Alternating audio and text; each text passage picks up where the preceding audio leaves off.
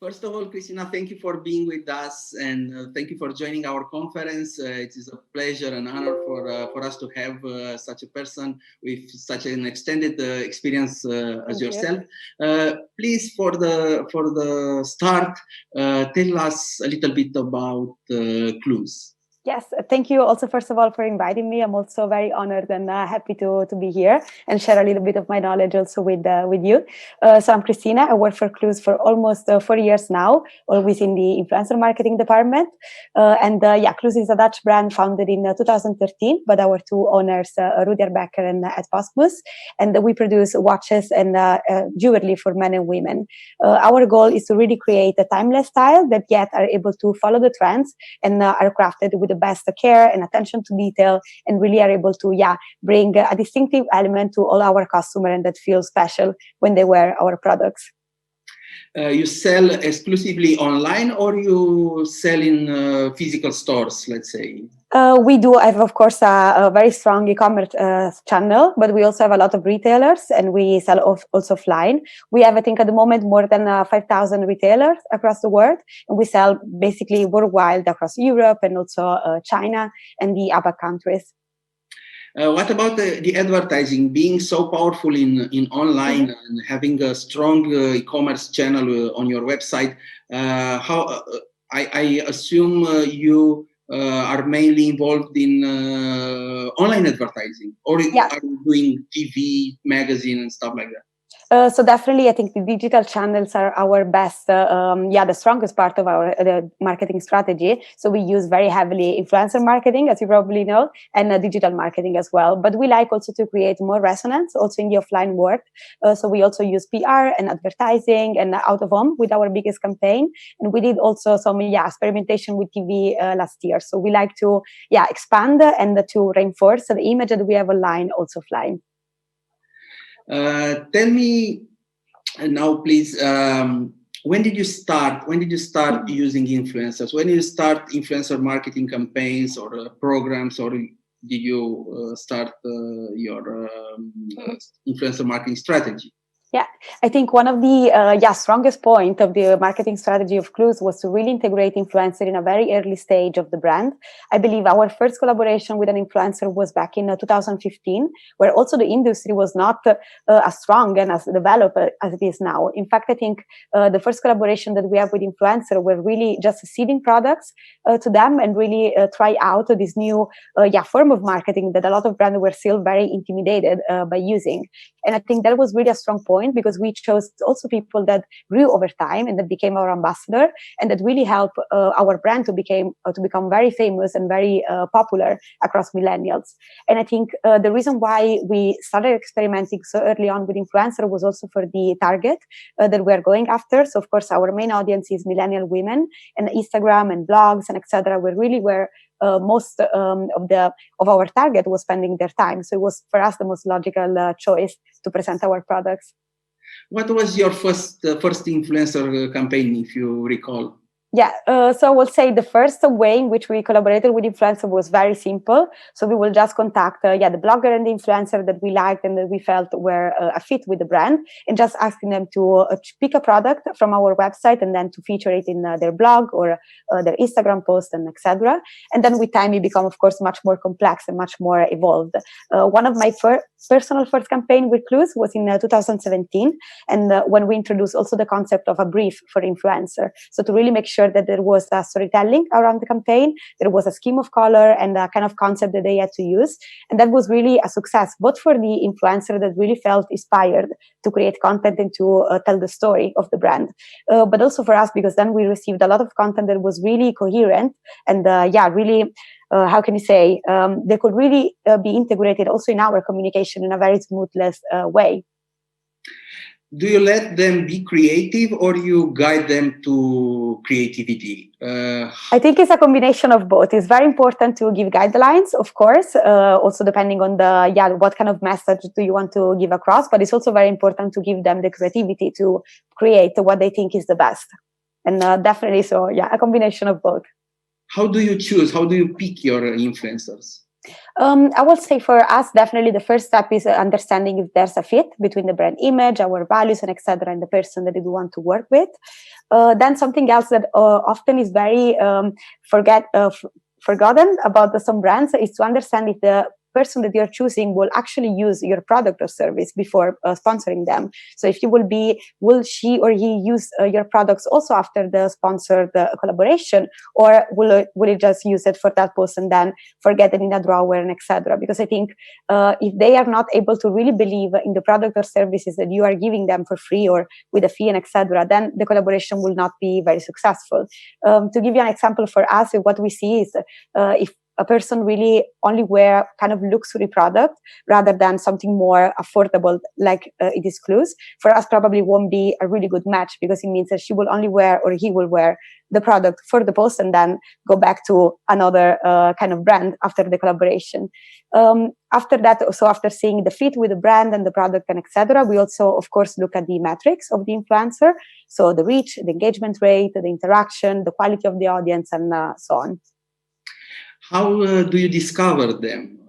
Do you have use some tools, or just go on the hashtag and discover nice young people using your brand, and then you turn them into your influencers? Yeah, so we use, of course, the exploration mode on Instagram a lot. We look at for example, the people that follow already the brand, if they are influencers, they would like to work with the brand. And we also have an internal tool that allow us to discover new profiles and etc. What do they do for your brand? What kind of campaigns do you have with them? If you can tell us a little bit about how you choose the influencers and match them with certain types of campaigns. If you have different types of campaigns, stuff like that. Yeah, so I would say for us, using influencer is definitely a way to bring awareness for the brand. So we have we look at metrics like the reach, the engagement, the impression, and etc., to make sure that the content that they will post will see by an enough amount of people that is the target for that campaign. Obviously, we also have more sales-focused campaign. An example is obviously the Black Friday weekend that is coming up very soon, and for that we also look at more sales focused metrics, like we use, for example, tracking links to see what is the amount of session that an influencer brings to the website, or the amount of sales, and etc. So it's really a combination of both, and depending on the campaign, we choose to focus on one channel or one influencer rather than another. But can you tell us if you usually use influencers for awareness campaign, or for awareness is the main purpose of influencer marketing for us. So what do you measure when you have an awareness campaign? It's the reach, the engagements, the number of comments, likes, and all of the above. All of the exactly. Reach, impression, engagement rate, amount of interaction, and so on for both post and story. Do you use also, or do you support them with budgets for media to enhance, to have a bigger reach by adding a budget to the campaign, like seeding or like just boosting posts on Instagram or Facebook? Sometimes, depending on the campaign and on the person. This is also something we've been trying out, that is quite interesting. I feel that Instagram is providing nowadays. The possibility to boost content, etc. So we are exploring also in that sense. How was influencer marketing for your brand in 2020? Because it's an unusual year for everyone. Yes.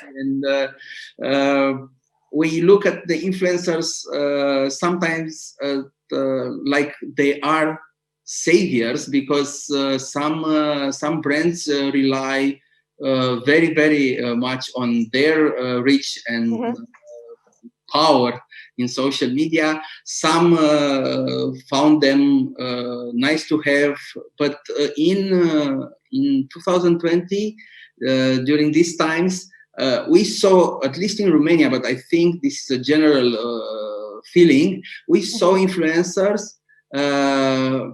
who proved their value in front of the brands by bringing the value in such difficult times. Yeah. I mean, they aren't nice to have anymore. They are must have in certain campaigns or for certain Absolutely.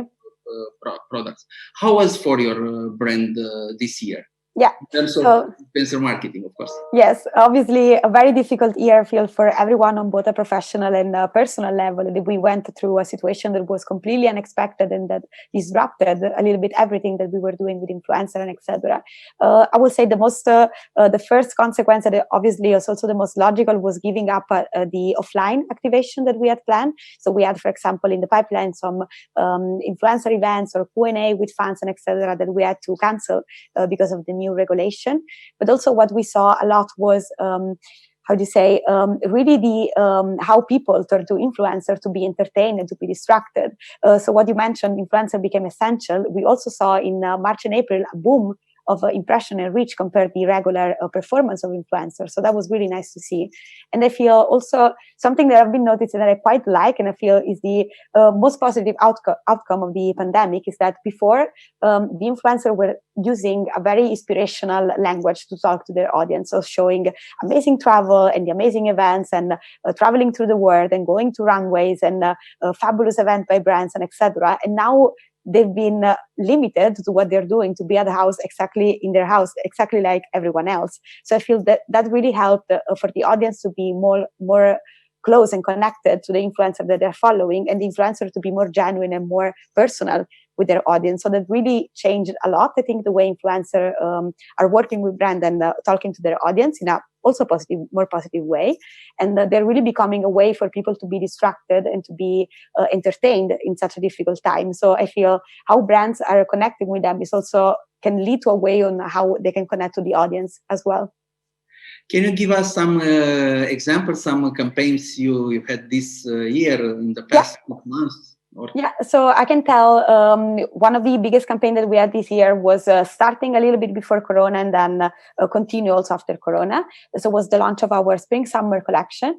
So what we did was really choosing what models, in our opinion, could stand out on Instagram and with influencer. We decided to do a very big campaign with macro and micro influencer that will feature the product and really be respecting the guidelines that we were giving regarding visuals. So to really follow a color palette and a certain mood and a certain, kind of visual that we were using also on our campaign images, and then to put forward our values of joie de vivre and togetherness. And what changed during quarantine was really to invite the influencer to use our product and our campaign to spread a positive message across their audience and to really kind of make their audience feel connected together and give the message a little bit of we're going through this together, you're not alone in this. And we got a lot of positive reply regarding this, and both on the quality of the collaboration with influencer, but also on the content that we received that was really very aligned with all of our assets, and that could really be integrated in our e-commerce or newsletter on social media and feel like a unique kind of story. So that was really a successful one for us. You mentioned micro influencers, micro influencers. What is the role for them in a campaign? I mean, the macro influencers, it's easy. I mean, they have a big reach. They are well known. They are posting, and then you can see, the numbers blowing up. But for the micro influencers, it's a different kind of story. Yeah, exactly. And that's why we always try to have a combination of both. As you mentioned, the macro influencer are really the one that bring the reach and the big connection to the audience. So you post something with them and a whole lot amount of people are going to see your product or your service. But what micro influencers do very well, in my opinion, is first the creation of content. There are so many good content creation out there that maybe have 5,000 followers, 10,000 followers that will be really happy to work with your brand. And also are the ones that have a more deeply connection with their audience, that are more engaged and that really are maybe also able to better influence their niche that they're talking to. So that's good to have a good combination of both for a good campaign. How would you describe a healthy relationship between an influencer and a brand? Yes. So I think what comes first and foremost is having a conversation with the person that you are working with, because most times I see brands working with influencer as they are advertising outlet, so just buying a space in their feed, putting the product and do exactly as they say. And I feel this is not very effective, because the reason why a person builds this amount of followers and this amount of engagement is also because they know what works best on their profile and what works best in the language that they use. So I feel what should always be there is a conversation and being able to listen to what the influencer has to say and what is the best way to present your product. So what is the best time, what is the best type of caption, and really to build the collaboration together. And this not only, I feel, will lead to better results of the collaboration, but also to a better relationship. And then you will see that person also being happier about the collaboration with the brand, will be willing to work with you again, and also maybe feature your product or service also outside the sponsor post and really become an ambassador for the brand. How long before you start a campaign, you are reaching to influencers to set up all the details? How long before? It's like I would say, yeah, it's depending a little bit on the scope of the campaign. For the bigger one, I would say we start a month before. And yeah, we start with a selection of influencer. No, first of all, actually, the selection of the product, defining the campaign, selecting the influencer, and then approaching them and setting posting dates and going through all the timeline of the campaign. When you select your influencer for a campaign, what are the guidelines you are looking at when you start creating a campaign? What are on your checklist? Yeah, exactly. So we'll say quality of content, fit with the brand, as I mentioned before, and then the most important metrics that we mentioned as well. So reach, impression, engagement, amount of interaction of the followers with the posts, and also having a more in-depth look at the audience demographic of that influencer. So what is the percentage of male and female? What is the main age range that they are talking to? And what is the main country that they are talking to? And of course, if they are good influencer with good quality of followers and they have no fake engagement or fake followers and etc. That's very, very important. Which is the favorite channel, social media channel for influencer marketing, of course, for your brand? Yeah. So for us, it's definitely Instagram. I still feel is the best channel to reach the millennial generation and where people are still spending the most time. And I personally also believe that Instagram has evolved so much within the years that really within one platform offers so many different possibilities. So as you mentioned before, you can boost an influencer post with digital marketing budget and really have the benefit of having more organic content, but then having also more trackable result and having more awareness for your brand. You can use stories, so you can integrate a tracking link and bring people to your website and look at the sessions and amount of transactions and etc. And also I feel very interesting that lately as Instagram has introduced the reels, so also having a little bit more the style of TikTok and experimenting more also on the video session. So I still feel Instagram is our favorite because you have so many possibilities within just one platform. But yeah, TikTok is definitely, I think, a challenge for almost all brands nowadays, and it's something that is in our future, I think. Is it popular over there in the Netherlands? I think it's popular everywhere in the world, and especially with the period of quarantine when everyone was staying at home and maybe was a little bit tired of seeing Instagram. Also, the people that were swearing to never open TikTok now have an account and go look at the videos and etc. So it's definitely an interesting one to keep in mind. In your opinion, what do you think is the biggest challenge a brand can encounter when starting a influencer campaign, and how to overcome it? How to pass the challenge?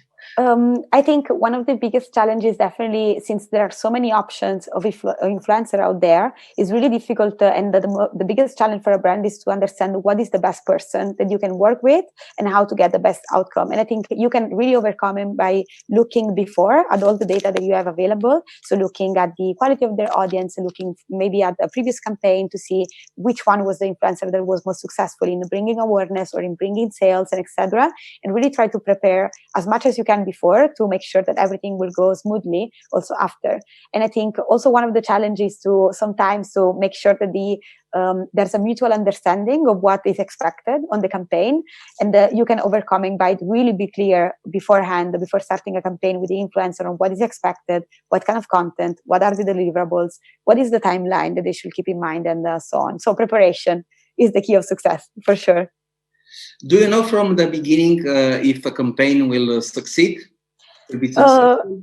Well, difficult question, because I think we still live in a human world, so there are so many variables that can happen and can make everything go, in completely unexpected ways. I think this year, the start of a global pandemic was something that no one was expecting, but it still maybe was in the way of running out of campaign. But again, I think with preparation and with analyzing as much as possible the data you have, you can really make conscious decisions that can make sure that a campaign will be successful and reach the goal that you set for that campaign. How do you measure your influencer campaigns? So again, we look at the main metrics of reach, impression that we generated through influencer, also the quality of content that we generated, and all the interaction, the quality of comment, how many sales we brought through the website, how many sessions were we able to bring with influencer to the website. And these are the main things that we look at. And also how nice was to work with that person, if that person was really happy about the brand, happy about the collaboration, and maybe we'll work again with Cluse in the future. You are doing your influencer campaigns, influence marketing campaigns in-house. You are the one of the people involved directly. But some brands are working with talent agencies, PR agencies, media agencies. Why did you do it in-house? Why did you decide to have an in-house team working on influencer campaigns? Well, I think one of the main reasons was that we really started from the beginning in-house working with influencer, and we really then with time developed a big very professional team working with influencers. So we have at this point so much knowledge and so much experience with working with influencers that we feel we know how to run this campaign best for our brand. And the second reason is also that I think, as I mentioned, having a relationship with influencer is one of the most important to have a campaign, to make a campaign successful. So I feel when they are able to see the person behind the brand and to really develop a relationship with you, they are also more happy to collaborate with your brand. And I feel by talking to them directly or with your agents and etc., we are able really to tailor the collaboration and make sure that it's something that both of us can be proud of. So that the influencer produce something that she likes, and we make her produce something that we are happy with. And also, really help is in the negotiation phase. That sometimes when we cannot reach an agreement regarding a price or the deliverables and etc., talking directly really make sure that we can find that sweet middle point that it can make everyone happy. Do we need always a big budget for launching influencer marketing campaign? Yeah, that definitely helps when you want to build a lot of awareness and etc. But I feel, for example, with micro-influencer, you have so many opportunities to talk with a very engaged audience, with an audience that can really be interested in your product and etc. That really, can it's not really necessary to only have macro influencer. Also with a campaign with only micro influencer, you can be very successful and reach a lot of people and maybe convince a lot of people to buy your product or your service. And I feel also something that we should keep in mind is that money is not always the biggest drive and motivation for people in general and for influencer. Of course, a lot of people have this as a main job. So being an influencer is how they earn their salary and etc. But sometimes it's also useful to think, what can we offer as a brand to them that maybe is not money? So for example, if you have a big social media page, you can offer to feature them on your website, or you can send the first tester of products and make them become much more closer to the brand and discover first what are your new collections and etc. So I feel there are other ways besides money that you can use to convince influencers to work with you, and you don't need always a big budget. Cristina, one last question. Yeah. We had a very nice conversation, and Yes. you are full of energy. I mean, yes, I am. It's a privilege and an honor for us to have you with us in this conference, this third edition of Influencer Marketing Conference, and I hope we'll meet after all this. Yes. And then we'll meet and also talk about more because I think you have a lot of things to share with us, and It was really nice having this conversation with you. A lot of things from you. But my last question is, how do you see the future of influencer marketing? What do you see in the near future, maybe? Yes. So I will say, as you can notice, I'm always very enthusiastic about this industry, because I feel is one of the few in which in a couple of months everything can change, and a new introduction can completely disrupt the way you work with influencer. I think something everyone should keep an eye on is definitely TikTok, and in general using this more kind of organic and genuine video content with influencer. And something else is also probably that influencer will work much more closely with brands. So not only with the classic social media collaboration, but also with the co-creation of product, with the creation of campaign together, and really, working more on synergy and working together to produce something nice for their audience. Thank you very much, Cristina. Thank you for being with us, and I hope we'll meet someday very soon. Yes, hope so too. It was really nice speaking with you today. Good luck with Black Friday, because it's coming in around the corner. In two phases. Phase one at the middle on 13 November. Then the big Black Friday international one will be at the end of the month, as we all know it. Thank you very much once again, and hope to see you. Thank you so much. I'll see you soon. Thank you.